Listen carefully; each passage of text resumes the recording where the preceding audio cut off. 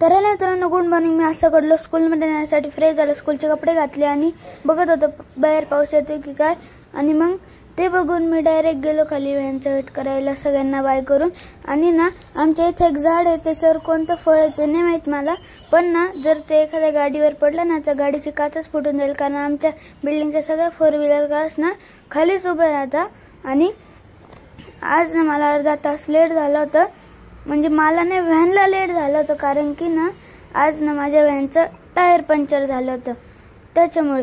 आणि मग माझे काका मला गेले आले आणि मग स्कूल सुटली आणि मी घरी पण आलो. आणि मी आल्यावर 2 मिनिटात एकदम जोरात पाऊस पडायला लागला आणि ते लगेच रस्त्याने ना पाणी व्हायला लागलं. आणि मग मी कपडे घातले आणि माझं फेवरेट फ्रूट पेरू खायला लागलो, ग्वावा.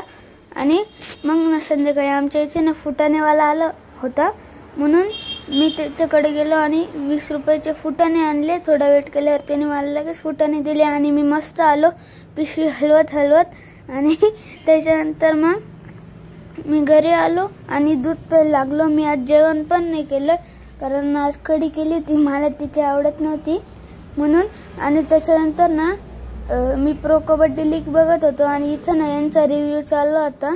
आणि कसा वाटला तो माझा व्लॉग? लाईक, शेअर, कमेंट आणि माझ्या यूट्यूब चॅनलला सबस्क्राईब